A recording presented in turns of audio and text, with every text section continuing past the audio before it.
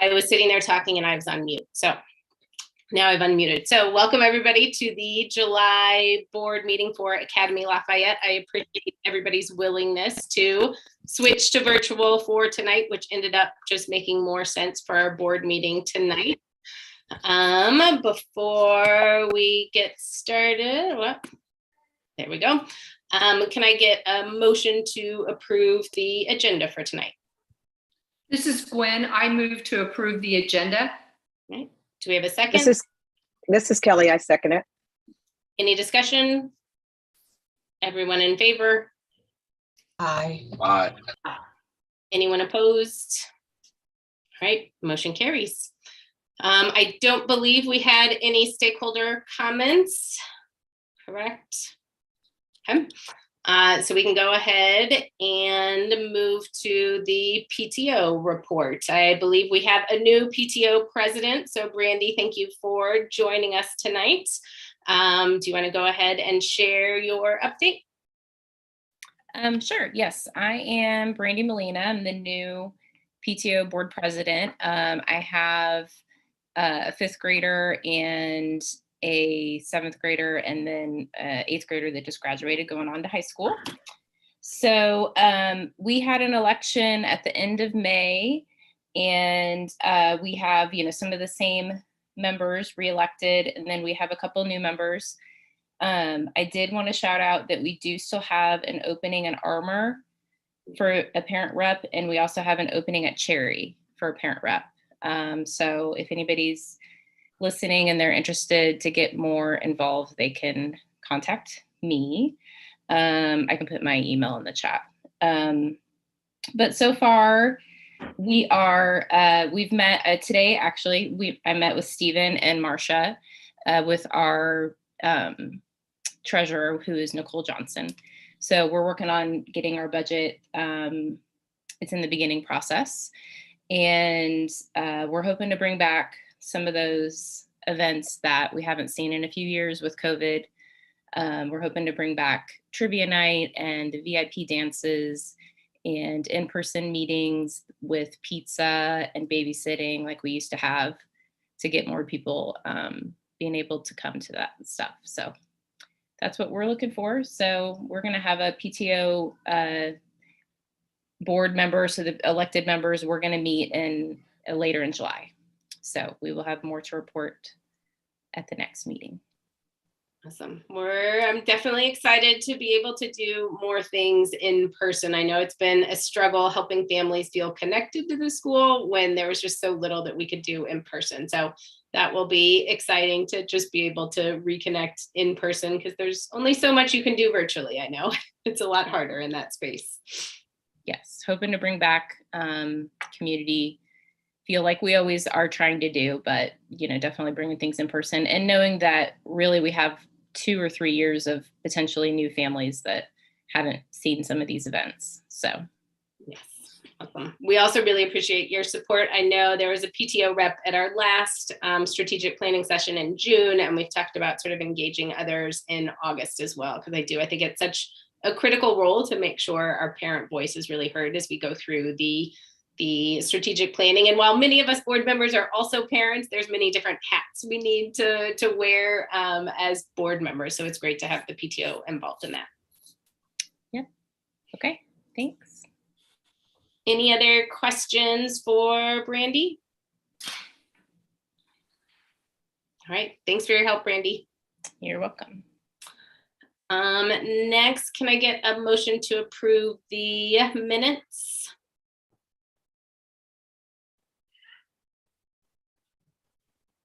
This is Mike.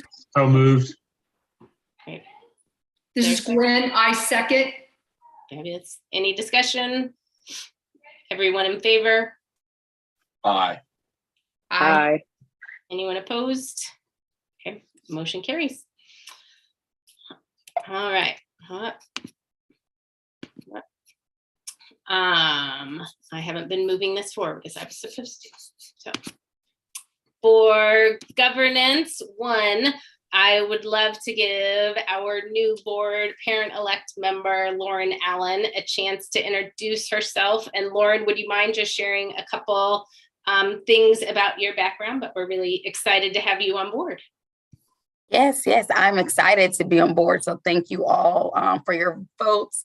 I'm looking forward to serve Académie Lafayette. I am an attorney. I'm born and raised here in Kansas City, Missouri. I've lived in various states, Maryland, DC, Georgia, Delaware. But I came back home about 6 years ago. I've been practicing for about 9 years. I have I keep calling her a toddler. She's not a toddler. I have a first grader at Académie Lafayette who absolutely loves it. And we've been having a good experience. Let's see, I've served on a number of boards. I currently serve on several boards here in this city. So I'm looking forward to sharing not only my skill set that I bring for my professional service, but also for my civic engagement. So yeah, I'm just looking forward to getting to know you all and doing the best that I can. Awesome. Thank you, Lauren. We are very excited to have you on board. And I will share with the other board members, Lauren and I had the chance to meet for coffee. And there were many things I was impressed about by her background, but the one thing that I did not know would come up that she is passionate about is transportation. So I mentioned the enormous struggles and challenges that we have moving forward to really figure out effective solutions for transportation. So it is very exciting timing for Lauren to be joining the board. So we are happy. It was perfect time. Yes. Yes, you are desperately needed in this case. So yes, we're excited to have Lauren join. I think you all will remember we're also a part of the Black KC initiative to identify new board members. And it's been a process that we've been struggling to figure out exactly how it works, but everybody should have seen in email the candidates that Black KC recruited to be potential new board members. There are 12 or 13 charter schools involved in this initiative. Each charter school has the opportunity to choose one new board member, and they're sort of running it like an NFL draft. They say, I've never watched the NFL draft. I don't really know how that works, but apparently, depending on what spot you get to choose a candidate, you sort of rank the board candidates that you want to join, and depending on where, right, if you're first, you get your first choice. If you are seventh to choose, then it depends on who else has been chosen. But I'm going to follow up. I'm going to send everybody the resumes. There are 7 or 8 individuals of the candidates that have been selected that we have had the chance to briefly meet or others on our board know and are very impressed with. They have done an amazing job identifying candidates for charter boards. So I want to make sure that everybody takes a look at the email I shared that you can see all the candidates. I'm going to send you the resumes of the candidates that the governance committee has determined we're most interested in based on the gaps that we have on the board, based on sort of the conversations we've had with these individuals, but I would love your input. If there's anybody that you think that we're missing, that we should be talking to who's on that list. As you all saw, there was some confusion from Black KC as to the date of their sort of draft event. July 23rd is the actual event. It will be from 6 to 9 at Arrowhead Stadium. There is still space. They keep pushing back the RSVP deadline. If anybody would like to meet any of the candidates, they will all be there that night, and we'll have a chance to sort of do some final networking with them before the draft happens. And then we'll find out at the end of the night which board member essentially is selected for each of the different schools. So is there any questions or things that you all are curious about in this process?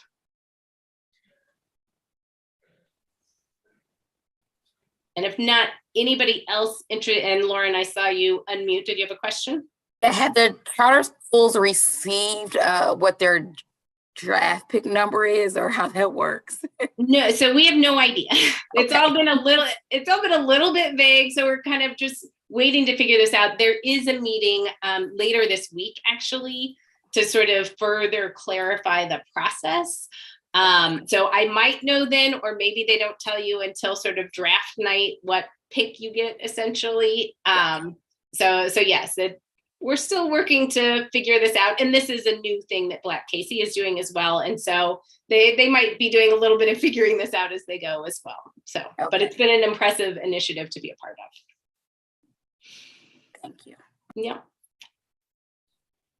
If anyone would like to join us, just email me by tomorrow, ideally, if you'd like to attend that event. Because yes, we do. We had thought it was just going to be 1 or 2 reps from each school, and then we found out we had 12 spots. We're like, oh, okay. So anybody is welcome if you are interested. For the motion to approve the model compliance, Mr. Mbang, can you share what that is? And I think you all know he is in Africa at the moment, visiting family for the month of July, but so far his internet has been working. So I think he can share more information. Yeah, sorry, I'm here in Senegal. There's a 5 hours time difference. It's almost midnight here. So this is a routine motion that we approve every year. Instead of going and creating another model for compliance, we adopt the one that is being used by DESI, as opposed to going and creating our own. That's what we do at this year. This time every year, we do the same motion to approve it and move forward. And can you just remind people what a compliance plan is? What does that mean from DESI? I know it's recommended by DESI, but 2 sentences on what it is.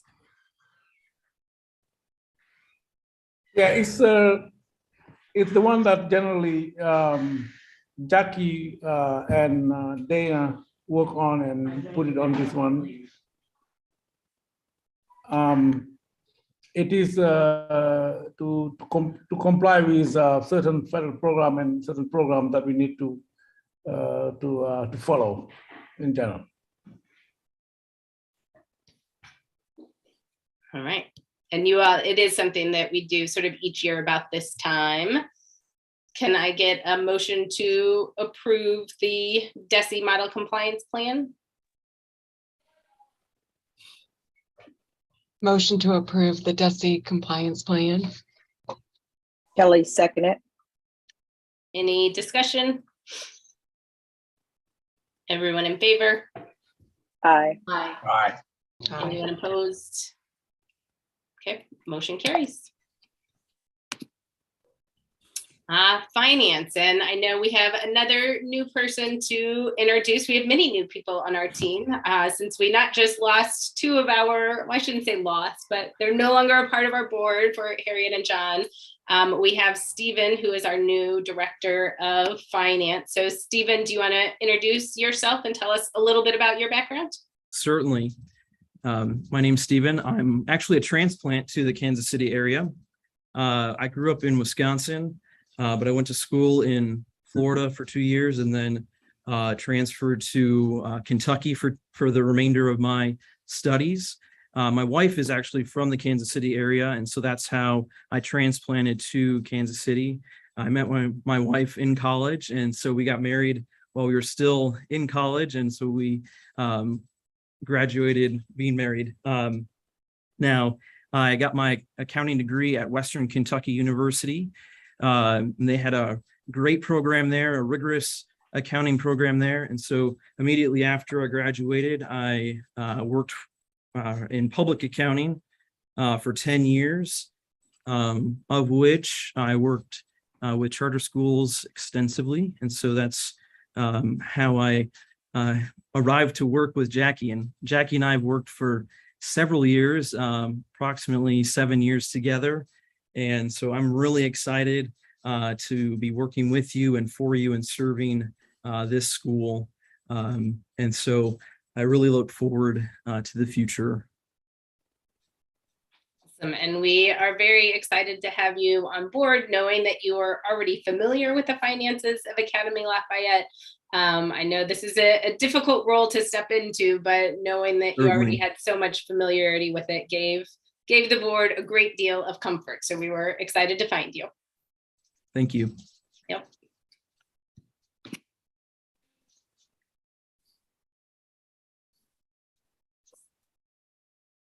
So can we have a motion to approve the June accounts payable?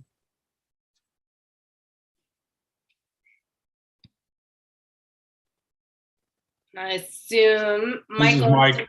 Yeah. So moved. This is Gwen. I second it. Any discussion? Everyone in favor? Aye. Aye. Aye. Aye. Any opposed? Motion carries.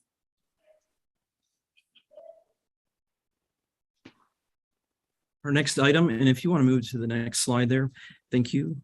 So we have the year-to-date through May expenses and revenues here.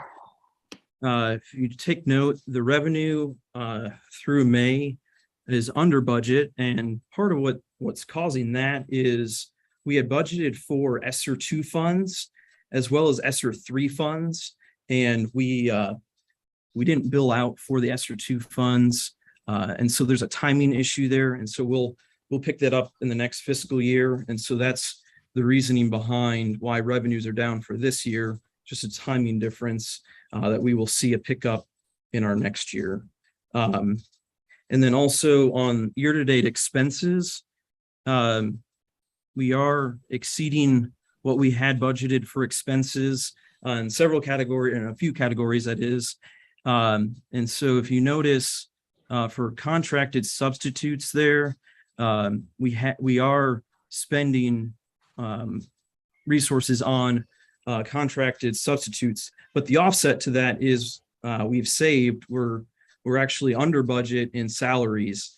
And so there's a little bit of an offset there, but then we also have, we've spent more than we budgeted in admin technology services as well as some food service. I'm still trying to identify what's going on there. And so I'm going to report back to the board next month is my plan on those expenses that are exceeding what we budgeted. And Stephen, are you aware? I know there was some thought that there was an end to sort of free food services for schools June 30th. And then there was new legislation that it actually did not end, that maybe it is still paid for. Do you? Right. So Seamless Summer continued on. So the summer school food service is still 100% reimbursable. And so, yes, that did continue. Good to know. That's great to hear. If you want to advance the slide there. All right, so projected through June, we have several June actual numbers that we've captured in the projection. For example, the DESI deposit, we know what we received for DESI, so we know that that's what the actual happened for June, as well as we received some funds from the Kansas City Public School District. And so June, we don't think is going to be as bad as what May looked like. May, we were forecasting that revenues would be under budget by about $600,000 under budget, but at the end of June, we're anticipating about $200,000 or $300,000 under budget there. So June's looking a little bit better with those actuals included. And again, that's the DESI deposit that came in, that there was a timing difference there between May and June, and as well as the Kansas City Public School District deposit. And then also we were expecting Kansas City to deposit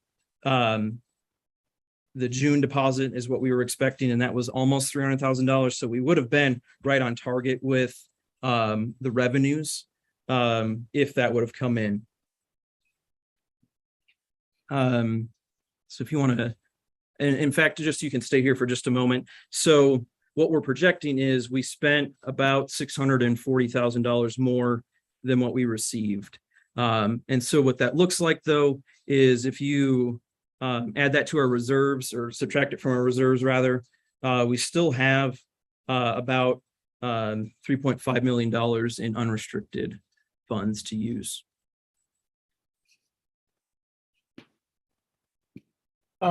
Stephen, I think part of the deficit is also we have not received yet a grant, money from a grant that we're supposed to receive. It's part, yes.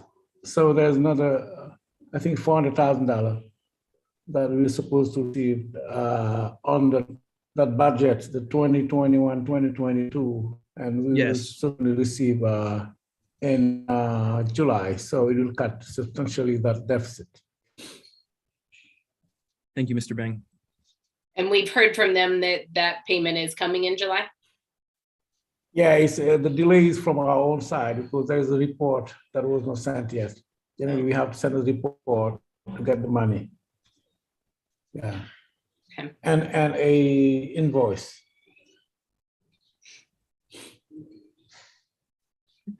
Just some other items. We received proposal from Anna Pham. She is part of AP software, and Beth, we'll need you to sign that proposal. But I just want to let you know that I'm meeting with her tomorrow just to go over some of those services that she's helping us with, and that's with the MOSIS and core data pieces submissions. Next item there is Westbrook and Company. W&C is what that acronym is. Westbrook and Company, that's the prior accountant or current accountant, that is third party. They have indicated that they can no longer service our monthly needs. And that's due to some staffing issues that they've told us they have. And then also they have audit services that they provide, and those have been eating up the time that they have available for their staff. And so they have indicated they can no longer serve us there. We've met with Paul Greenwood, and we're still in negotiations with him. But Westbrook and Company will continue to service us through that transition period. So there's still, we're not going to be without an accountant, third-party accountant there. Do we feel good about what EdOps, like the services that EdOps can provide? Is it fairly similar to Westbrook? It may even be more. For instance, they can provide some more MOSIS and core data services. And so we might even think about that as well. But yes. What is MOSIS? Pardon me? What is MOSIS? That's part of the DESI reporting. Oh.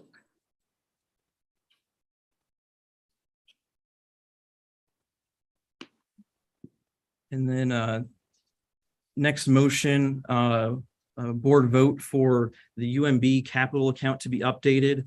We need, and that is the capital account ending in 3311.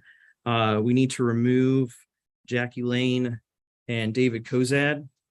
And then we also need to then add Beth McCarthy, the board chair, Michael Bland, vice president, myself, Stephen Livingston, director of finance. Okay, can we get a motion to update the UMB capital account? This is Mike. I move to update the UMB capital account. This is Jen. I second it. Any discussion? Everyone in favor? Aye. Aye. Anyone opposed? Okay, motion carries. All right, thank you, Stephen. Anything else to add? No, thank you very much. Thanks. All right, Eliman, turn it over to you.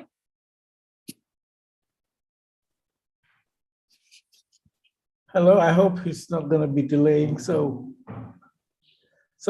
going back to that motion for the compliance is for the federal program about special education mainly. As I told you, if you have it, if you adopt it, you don't need to have another one. Otherwise, you'll have to adopt your own, and it will be scrutinized by DESI. Summer school. The first session is from June 8th to July 1st. It's over. We have the numbers at this point. You can scroll down and can you move down? Yeah, please. So this is the number of total of enrollment we have, 888 students, which is of course much more than we used to have in the past. Of course, our enrollment is growing. Summer school also is growing. So sixth graders, we have 69 students, seventh graders 39, and 27 for eighth grader. High school is 26. So the model for high school is mainly helping students recover some credit or reinforcement in mathematics. They will get half a credit for summer school in math. We have also in sixth grade put in place a program to support and reinforce the math in sixth grade due to the impact of COVID, especially for fifth grade math. So that's what we have been doing for sixth grade. Cherry, we have 360 students, and Oak 393. You have the breakdowns, first grade, kindergarten 60 and 67 here, and 87, 85 is almost the same number. 72 in second grade, Cherry, and 71 and 72 at Oak.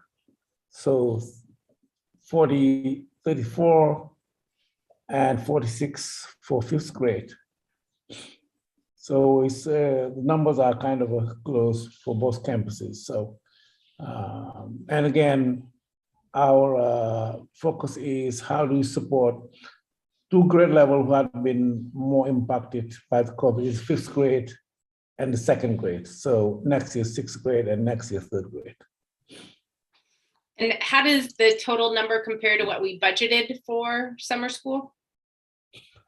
You can go down and look at this out there.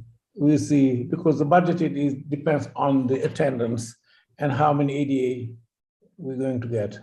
Right. So the attendance rate here, of course, is lower in middle school, and it's around 65% in K5 for attendance. And that will impact, of course, the number of ADA we're going to do, weighted ADA for students, which you can get on the next one slide.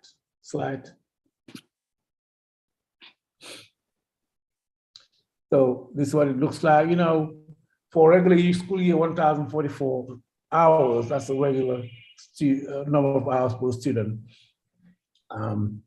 If you look at down there, we have a total ADA, total estimated is 90, almost 100 for the first session, and we're estimating 34. I think our budget is around 120, what we budgeted, and we're estimating to be having 130 if everything works well. Got it. But we're right on budget for where we thought we would be. Yes, for summer school. Okay. Have we seen any impacts from COVID? I know we hear all of the stories that is definitely increasing. How is it in our summer school program? Well, what I see is what is being reported with the with emails sent to parents, of course. They're having a discussion whether or not we'll go back to our plan, meaning wearing masks for some classrooms. But as you can see, in terms of ADA, we're on target. I don't see a very negative impact on what we have now, because it could have been worse than that. But they're having discussion about the increase in cases and how should we go back and start wearing masks for classes with a certain level of positivity. Because if I recall correctly, right now, it's if there's 2 or more cases in one classroom, the class has to mask. Is that right? Yes, but also Kansas City being in the red zone. I think it's now in the red zone. Yes, it is. So. Okay, good to know. But unfortunately, the COVID committee is not, of course, functioning during the summer, and we hope that it wouldn't be, COVID will not have this kind of impact for us. Right. Yeah, I haven't heard any real disruption other than sometimes staffing, people staying to be quarantined and staying. We had some disruption for the staffing. Yeah, I know COVID is, we had all hoped to be beyond this, but unfortunately we are not. I don't know what would be the forecast for August. Hopefully we won't be getting back to mask, hopefully. But right, I think it's impossible to say. That's what we definitely know about COVID is we just never know what the future holds. So. All right, any questions from the board about summer? All right, we can move to planning. Yeah, mainly for planning at this point is how to find the necessary needed staffing. We've also finalized, of course, certain documents that we need, like employee handbook was updated and getting ready for communication, and also the professional development plan for back to school and over the years, the academic calendar. So we've done work on that during July with the principals to get ready for that, and making sure that the focus on professional development would be French, but also effectiveness, teacher effectiveness in math and English language art and French, of course. Now, for the staffing, we have hired around, 12 homeroom teachers for K5. We still need 2 more in the pipeline. And in high school, we have been still looking for one part-time social study. And I just been informed that there is another teacher who decided in high school to come back that we will have to replace today. That's what we heard because of personal circumstances. So it's something, another position we need to fill for high school. For admin staff, we're glad to have our new director of finance, Mr. Livingston, and also the new director of operations joining us and helping us, Mr. Somi. We still need to hire for this student information system, Tyler, somebody coordinating that, and digital communication, and one compliance coordinator that we have not filled in for more than a year now, because we chose to use how to say it, contractors, and Anna has been helping us with that. I mean, I'll continue to talk to Jackie and Stephen to see what is the best way to fill that position that have been vacant for more than a year at this point. Because we have been looking for the best profile that we were not able to find. And maybe I'll give Jeff an opportunity to say hello. I know you sort of listened in on our last meeting, but you weren't able to sort of say hello. Do you want to just, give us a little idea of your background, and welcome to Académie Lafayette. And you're on mute, Jeff. Okay. Let's try now. Can you hear me now? Yes. Still learning the Zoom process on this end. Thank you very much. I appreciate the opportunity. My background, I was in public education for 28 years, superintendent of schools for 12, principal for 12, and taught for 4. So I kind of have that background. The director of operations position, very appealing simply because I feel like strategic planning is one of my strengths, and I enjoy the opportunity to work with the team and work together. And so Mr. Bang and the team have given me that opportunity since June 3rd, I don't know, I think that's when I started to come on board. And so been hitting the ground running and looking forward to it. Appreciate the opportunity. My wife is in education also. She's the director of libraries in Liberty Public Schools. We live out in Odessa, Missouri. We have 3 older children, 1 senior, he's a soccer player. So maybe in the future we'll be moving in this direction so we both don't have to drive so far. Wonderful. Well, we're glad to have you on the team. Similar to Stephen, we were excited to be able to find such a great candidate that has exactly the background that we needed. So we definitely feel like we lucked out finding both of you. Thank you. Thank you. So one of the challenges at this point we're facing, especially with this J1 visas, because the federal government, the State Department changed the rules for J1. It used to be much easier, simpler to get. Now they're requiring a credential evaluation for those teachers. And it becomes more challenging because they're expecting teachers to have the same kind of training as in the US, like a BA in education, while the French or Francophone system doesn't work that way. Because in the Francophone system, you can have a BA in anything, and you have to to do a very selective, pass a selective exam. And if you're selected, so you go and do 1 or 2 years of training to be a certified teacher. Which means that even those teachers who are certified, and let's say you have a BA in economics and you become a elementary school teachers, they think that the BA in economics doesn't qualify you to get a J1 visa, which is crazy. And the even more craziest one was somebody who has a BA in English, a Francophone who studied English and has a BA in English, and went on and passed a selective exam and were trained for 2 years to become a teacher, may not qualify. Even though that's the best candidate, that's the kind of candidate we're looking for, somebody who can communicate in English in the US. That's the kind of candidate we would love to have.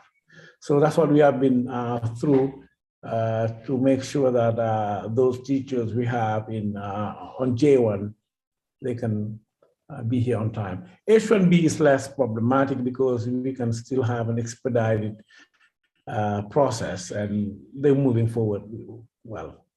But this year is the J1 that is more problematic because the change happened in January. And what determines if we're asking for a J1 visa or an H1B visa? Like how many of our 12 teachers that we've hired fall into those categories? I don't have the breakdown now, but I think that the majority is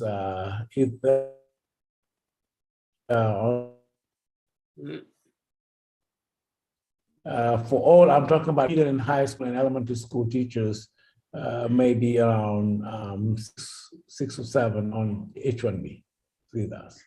So about half of them for the H1B. What determines that is the level of salary. What determines it is the level of salary generally, and also the teacher's requests.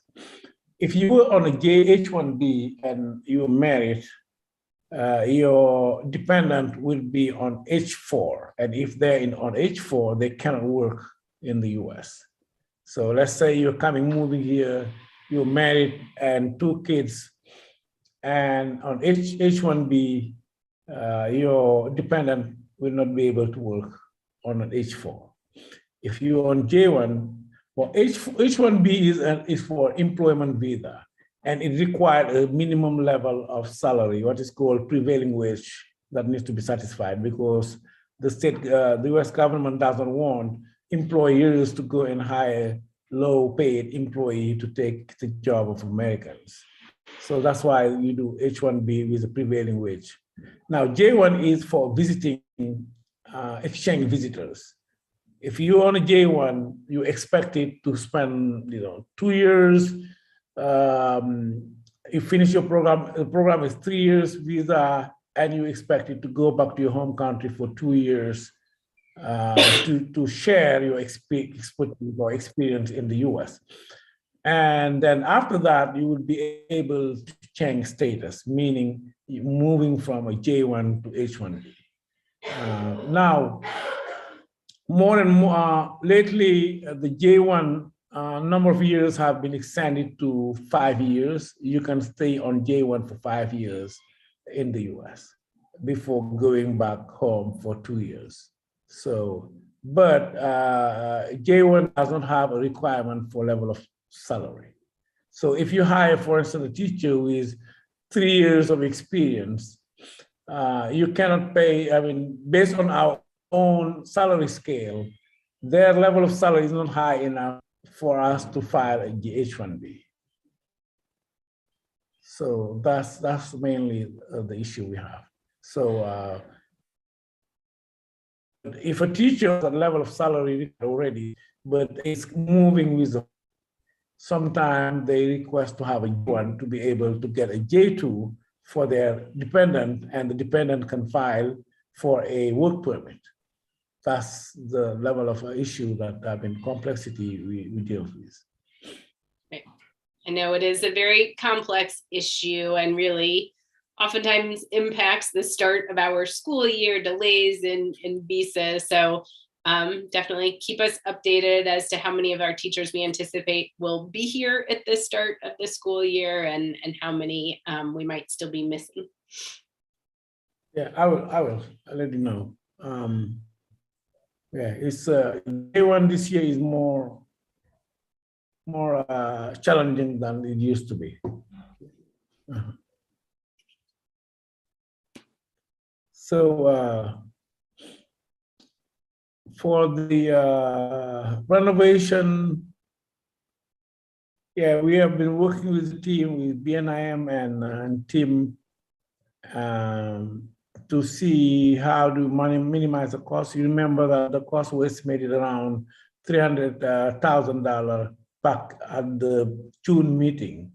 The latest number was shared with me was $418,000, like $100,000 more.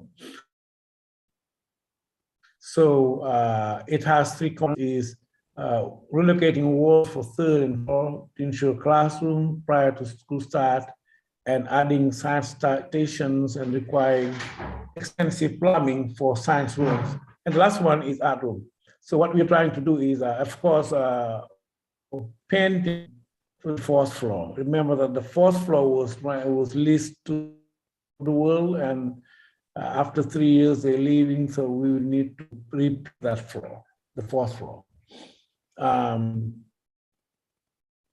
Now, what will I ask them to give me a breakdown by project.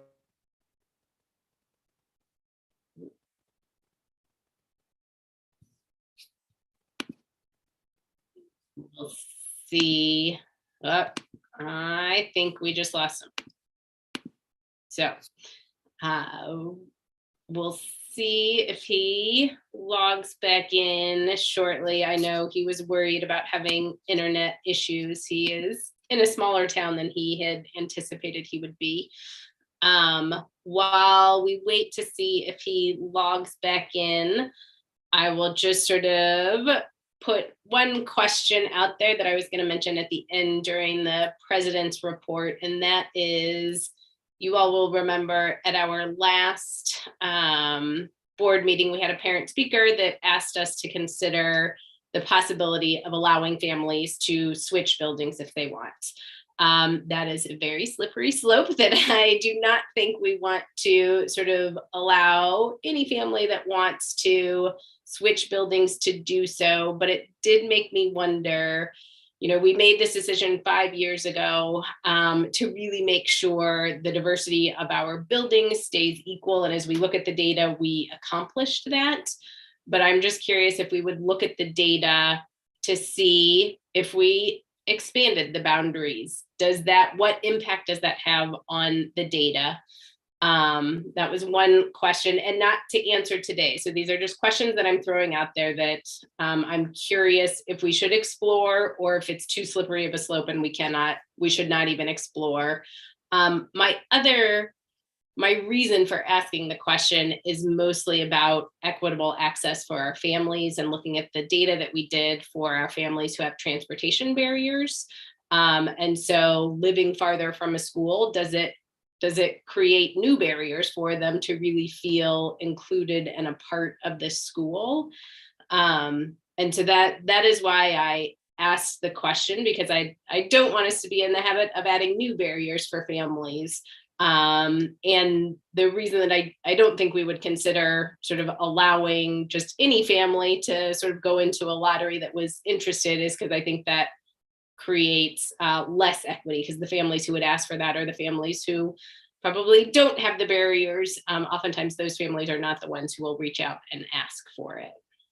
So those are questions that I wanted to pose to this group to see, is it something that we think we should look at the data, or is it too slippery of a slope and we need not to? And I do see Mr. Mbang just logged back in. So sit with that question for a minute and we'll revisit it after he gets done with his presentation.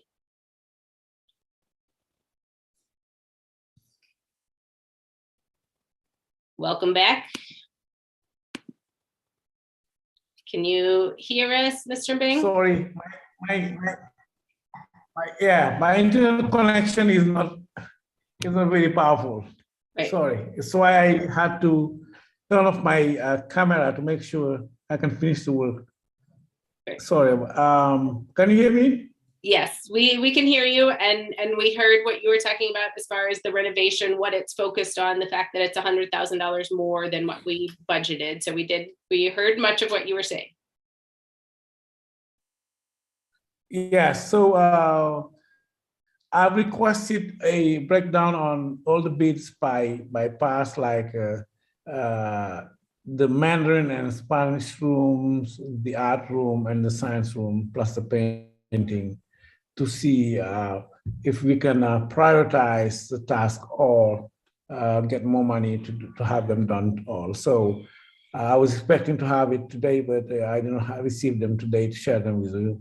And as soon as I get it, I will share them, those breakdown of course, to make it happen. So that's where we are. Hopefully by tomorrow I'll get that information and see how we can move forward. Our deadline was to get it done by August 1st. Maybe we'll have another week delay to make it done. Again, our priority is making sure that the classrooms, the rooms themselves are finished, are done. And if we need to do it in 2 parts for following summer or during the winter break, we'll do it. So that's where we are. Because of the increased Any costs, question? do we need a motion to approve the increased cost? Well, we'll need to, we'll need to have that if we're going that route, yes, probably. Because the board approved, Stephen, the last meeting we had only 300,000 on the budget. So we have Yes, now. 300,000. Yeah. That's what was voted on in June. So which means that it will require another $100,000 to do it as we plan to do. And do we know why we initially thought it was 300 and now it's 100,000? Like what caused the drastic change? Yeah, that's why I wanted to request that the breakdown on costs. As you know, I mean, construction has been higher than expected than before. So I think the main cause of the cost is the plumbing, and that needs to be done for the 2 science room, for the science room. So the chemistry room, the plumbing, and also furnishing of the stations, science stations. That's a major issue, because you have to drill down the floor to add some plumbing. That's where we have a major cost for the plumbing. Yeah. And I know the science and art rooms, those were things that were required for us to get our IB approval, to show that we had those sort of a plan in place to accomplish those. Is that correct? The science room, yes. The science rooms, we did some of the requirement by IB, but we still need to install the shower part, and some of the stations we need to do. The art room would be, of course, much bigger, and I think the size would be adequate to do what we want to do. And Marvin, I see you have a question. Go ahead. How many bids have we received for the work? Well, that's a very good question. That's something that Tim will answer the question, because he's the major contractor for coordinating those bids. Because don't we have a requirement, particularly at this level of funding, number of bids that we need to get? We Marvin? definitely have a Yes. process that stepped out for cost amounts. I'm not clear on it, what that is, but yes, we voted on a process for certain thresholds. Right. We want to make sure that we're following that. Yes. That's Marvin, do correct. you know what those are? What the processes are? I can't remember what that minimum number is, but I'm pretty certain that we're over that at $400,000, $418,000. Yes, I'm positive we're sort of over that amount. I know it's lower than that. I think the question is, what's the process that we need to make sure we're sort of following before we approve a cost? And I'm worried if we followed that process yet. I don't know offhand what it is. So if others don't know what the process is we need to follow, we need to look that up right after this meeting to make sure we're staying within our guidelines. I know we have a minimum of 3 bids that we have to have. We can go through, we can look at the policy afterwards. Okay, Yeah. that would be helpful. And then Eliman, if you could make sure the individuals we're working with are sort of getting the necessary number of bids.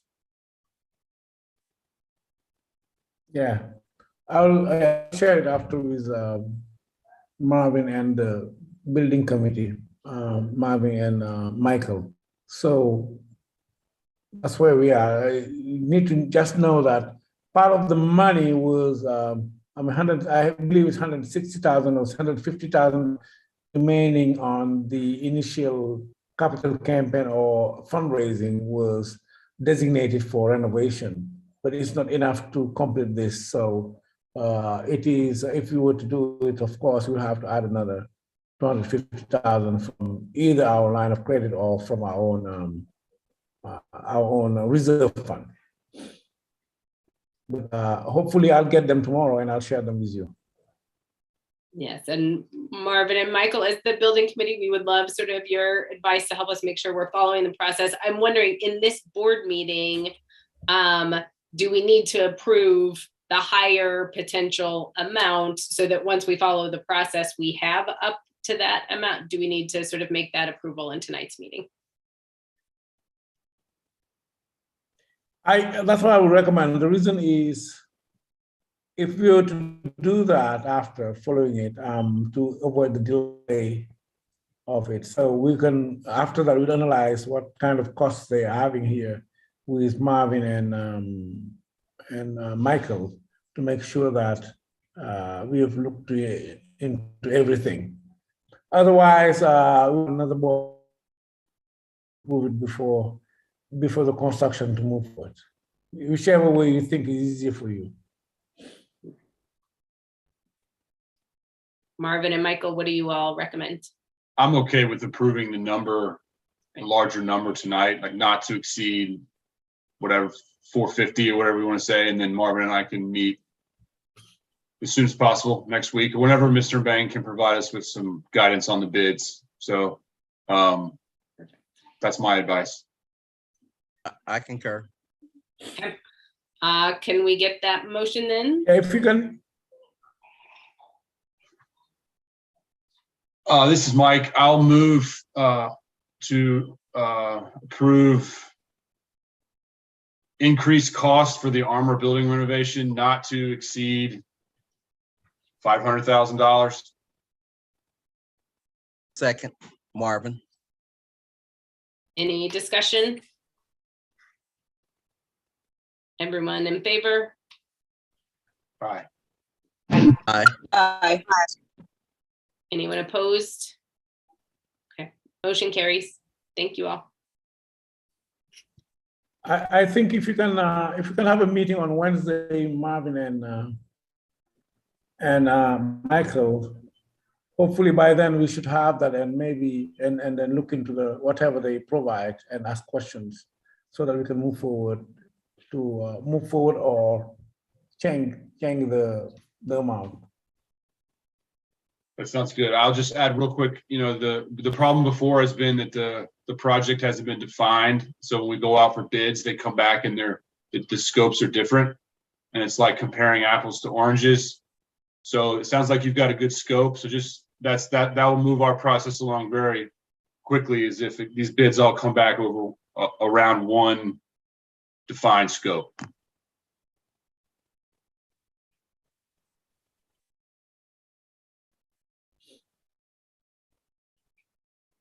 Okay, thank you all. So back to the question I had mentioned, is it worth looking into? What does the data tell us regarding campus placements? One, the potential of expanding the boundary in small ways, or two, is there a different way we would address placement for families who are free and reduced lunch or have transportation barriers? You know, I'm open to revisiting anything in regards to this policy, but I would just like to remind everyone when they think about this that, you know, we can't correct this quickly. If a change comes, if we make a change and we start to notice the diversity's numbers are out of whack, it's very difficult for this school and this school in particular to get that back on track quickly. So I would just ask all the board members to weigh that as a consideration in revising this policy in the future. And I don't know, so I wouldn't even say we need to revise the policy. I think we should look at the data. And one, this is not for this school year. Over sort of the coming year, look at, because what I saw from School Smart is they can give us really specific data regarding our families, and they could say the impact that it has. I think, I could be totally wrong. And I hesitate to even ask, because I think what we saw from the data that we looked at from School Smart is the plan that we have works really well. I do just worry most about how we create inclusion for families. If they're really far from the campus, they could attend, and they had one that was close. So that's my biggest worry, that I think it's at least worth looking at the data, and the data might say we can't do it without throwing off sort of what we created, in which case I would have no interest in doing it. Yeah, I memean, we could do a donut to where, you know, residents that were in excess of a certain distance, you know, I don't know. I'm open to looking at a change in the map somehow, but certainly. But yeah, I see what you're saying. And I would concur with Michael. I'm really open to looking at the data. I would suggest that we not be doing it very last minute and kind of haphazard. I think this needs to be stepped out over several months review. Agreed. So this has no impact on the coming school year. It's really looking at the data to see, is it possible to do things slightly differently, but not in big ways.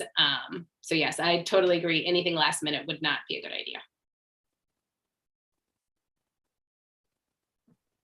You all kind of answered one of my questions. I was trying to decide whether or not the data would allow us to project the number of families who want to change schools and how that would have an impact on diversity or the equitable distribution that you all have already set a goal and have met. Then one of my questions is, do we know the basis for the transfer? Is it only based on a location of a family's home? Is that where the question is coming from? Or are there other reasons that families want to transfer schools? And if so, is there another way to meet that concern versus changing or modifying policy? So I really want to look at why families are asking to transfer. It is an excellent question. I love the question. And I would say I hesitate to do it because the family asked for it, right? I don't, that is Right. way, in my opinion, that is way too slippery of a slope. So Yes, I agree. You say you want to change, so we'll consider that change. Yeah. I don't think we want to get into that boat at all. It was just the fact that when we looked at the data about transportation barriers and us trying to create equitable access, that was my interest in looking into that. Now, whether that is the family's interest is another question, but that's the issue that makes me think as a board, we should look into the question. If that makes sense. It does. It does. It makes sense. And do we have the numbers for the number of families who need transportation assistance? Yeah, so one of the things I will forward you, School Smart for our strategic planning retreat that happened in June, and we'll have part 2 on August 13th, I think, but that's my final question for the board. They shared some really interesting data that we haven't seen this level of data on our families, and it talked about by building how many of our families have transportation barriers, by building who is free and reduced lunch, by sort of what are those barriers that our families have, in a way that we haven't been able to see the data like that before. And I think it was really enlightening. It did show that of our sort of 2 K-5 campuses, we have very, very similar demographics. So it shows sort of the lottery approach to placing families has absolutely worked. And it has accomplished the goal that we set and the reason that we did it. But I'll forward you that information so you can take a look and take a little deeper dive into that. Okay, perfect. Thank you. Yep. Beth, is it worth maybe setting up a committee? Yes, that's a great question.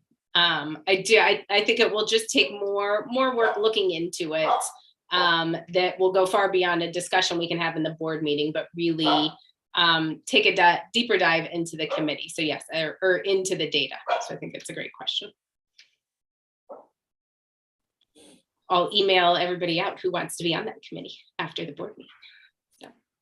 It's very limited. The number of parents who request to change campuses between the two is very limited. I don't know of more than 3 a year or 4. The thing is, when we did the projection of number of buses we were using, we based it on our reality at Oak and Cherry at the time. We thought we would be having 40 buses, 40% of our kids being bused. And so far we have not been way above that. It's the same range of busing. So, and at the same time, it has helped resolve a preoccupation, a concern of having a white Oak and a more diverse Cherry. That's the main reason. Agreed.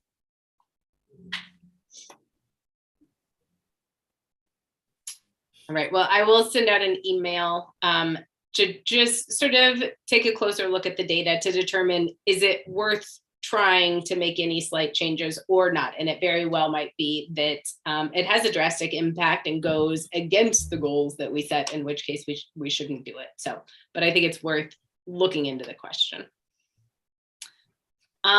Final thing, so you all will see there's a hold for August 13th for our sort of phase 2 of our strategic planning session. I've heard from some, but not all. If you haven't accepted the calendar invite, definitely let me know. I would like to finalize that date. So I think we had a great start to the conversation in June.